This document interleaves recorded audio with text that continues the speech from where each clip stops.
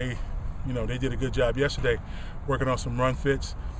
We didn't have any balls on the ground, didn't have any turnovers, so I thought, until you watch the film, you don't know. It's never as good as you think, and it's never as bad as you think. You just go in and watch the tape and make the corrections in the next practice. Norries, what kind of challenges does the Kansas offense present with this tempo? Well, tempo's tough, and if that's not something that you do as a program and you only see it every happenstance, you got to practice against it, and Coach Rossi and the other defensive coaches have put together a plan on how to practice tempo, going a couple huddles at the same time so the guys can get back and get lined up. But it does pose a challenge for us. How similar is it to Washington State?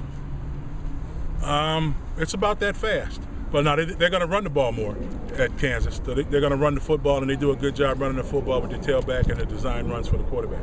Norries, after the disappointment of Penn State, did it take time for the kids to get back in the grind, or is their attitude right where it should be now? I think their attitude is right where it should be. I think with having Sundays off, they got a full day to flush. Then they come in and they see us on Monday, and we make the correction and drive on, because we've had driven on by then on Monday by the time we got them. So we give them the corrections from the Penn State game this past weekend, and then we're all focused on Kansas right now. Coach, I know we talked a lot about how everything is structured now. Who coaches the running backs during the game? Do you have to delegate that, or do you still handle that? I still handle that. If there's an issue, I bring one of them over. I can grab them when they come off the field.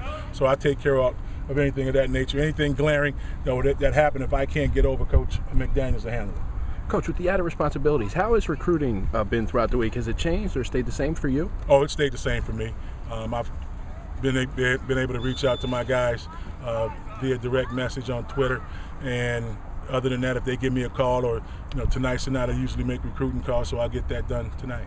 Coach, can you talk about the importance of the leadership of Chaffee and Jacobs in the secondary when you have a bunch of freshmen playing different positions in the defensive backfield? I think it's very important.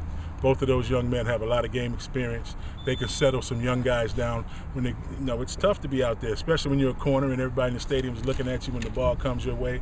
It's not like you can hide as an offensive guard and people aren't sure who may have missed that block. So they can settle some nerves, and Chaffee and Jacobs have been in a lot of games, and they've had a lot of challenges thrown at them, and I think it's real important that they help lead those young guys in the back half. I know this question might be better for Kyle, but since you're here, I'm going to ask you. You said on Sunday that you might evaluate the quarterback and decide at the end of the week, and obviously it doesn't seem like that's going to be the case from what you said yesterday. Just why not do that, I guess?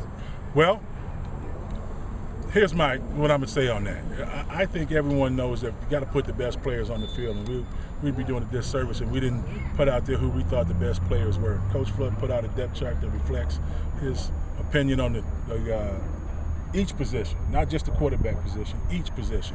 And right now, it's Wednesday. The days run together for me. It's on Wednesday. The depth chart is what Coach put out. All right, I hope I answered your question. Yeah, thanks. Okay.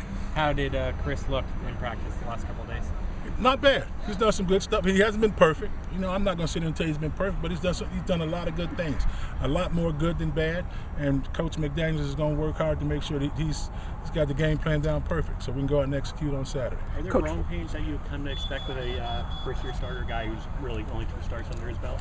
Yeah, they get some growing pains, some things that he may not fully understand. If somebody throws a new coverage at him that he hasn't been prepared for, he gets a different front or a different look that we haven't adjusted too quickly. So we got to make sure we do everything to help him so he can be as successful as he can be. Coach, there's talk of, I don't know about it, but people talk about whether he has the arm strength to get the ball down the field. You guys stretch the field on offense. Have you noticed that you're not stretching the field, or is that not a concern? I think he's got the arm strength to make whatever throws we need him to make. Coach, at the quarterback position, what makes it different, as opposed to a running back? If a guy fumbles, they'll take him out. What makes it different for a quarterback where you guys maybe stick with him a little longer?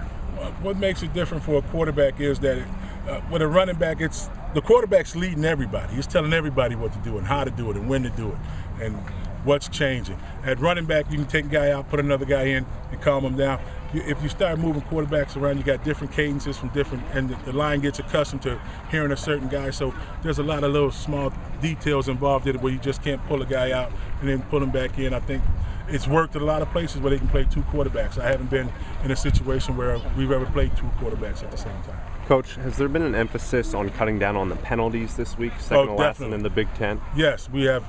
Coach McDaniel spoke on it on Monday morning, and we have been harping on the penalties each practice. And I want to say today we didn't have an unforced penalty today. Haven't looked at the film. I don't know if we had a hold or two, but we didn't have any false starts or anything of that nature in today's practice or yesterday's practice. Thanks, guys. Thanks, Coach. Thanks, Coach.